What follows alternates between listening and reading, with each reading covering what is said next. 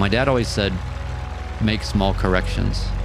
And this is not just an ism for learning how to fly. This is a universal truth and a guiding principle. I'm doing it the best I can. My dad never encouraged me to be a pilot or even pursue aviation. He never said, hey, take a flight lesson, see if you like it. He never pushed. Aviation was his solace. He probably also knew that the best way to get me to do anything is to let me come to it on my own.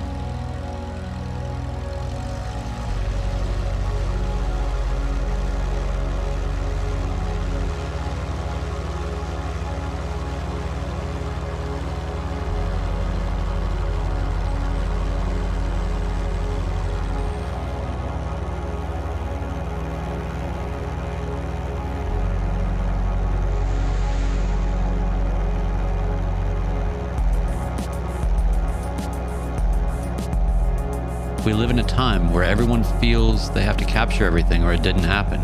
Kids today will have high-resolution photos of their earliest years. No blur, no wondering, no questions. I've only seen about 30 photos of my entire childhood. I used to resent that, and I wished my parents took more photos when I was a kid. There are a couple of VHS tapes around as well, and some old 8mm footage, but mostly from before I existed. But in the grain, I see my origin forming. Most of my adult life has been without many photos of myself either. As a musician, artist, photographer, drone cinematographer, documentary filmmaker, my work has always been focused outward on others, or just invisible, or under an assumed name. I have many music aliases, and most people don't know them. I never wanted to be on camera. The more I am the man with the camera, the less likely I am to be seen, which is perfect.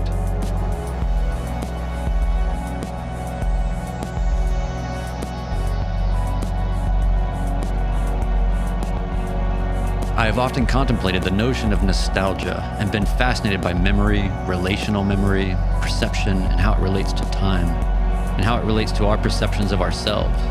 Now that I'm in my late 40s, I find myself revisiting the past with more mind for the present and putting them together, an origami that we sort of all do, at least us Generation Xers.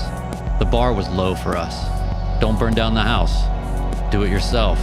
Do what you want. Just don't get caught. We had to hack the promise of the future to be in our present. Computers wouldn't yet do what they were supposed to do in the ads on TV, and the postmodern future was on infinite delay, it seemed. We had to exist between the promises of the future and the certainty of the past in a sort of suspended animation.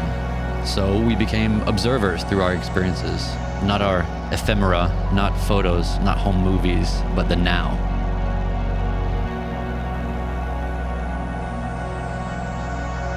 When I was a baby, I grew up in airplanes. My father was a pilot, the kind of pilot that was an aviator through every part of his being. It comprised him, his sensibilities, his logic, his balancing of physics with the transcendental. He was a true pilot. He flew C-123s in Vietnam. He never talked about it much. I do recall him talking over one of his photo albums of his Vietnam experience, and I remember thinking, remember everything he's saying right now. But I barely remember anything.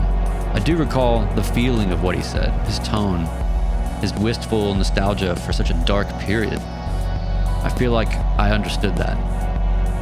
But I'm sure I didn't. I never thought of my dad as a photographer, but his street photography of Vietnam from the ground and from the air showed me that he was also an observer, rooted in the moment.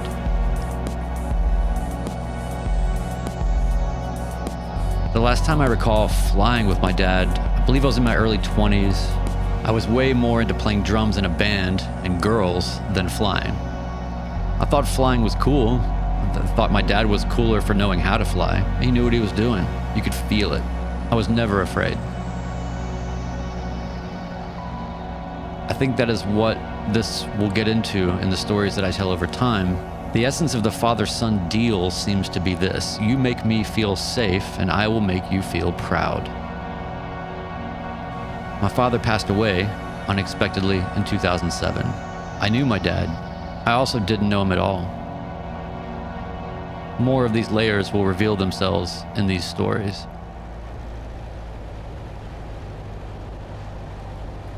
I'll make these little films, whether anyone sees them or not. My only objective is just to not burn the house down, not fail at my quest, to do right by my dad and treat aviation with the respect and adoration that he did, to savor the time and the knowledge that he gave me, the instincts. As my dad always said, on those clear in a million days, as they call them, it's a great day to fly. I realize now, this was more than just about the weather.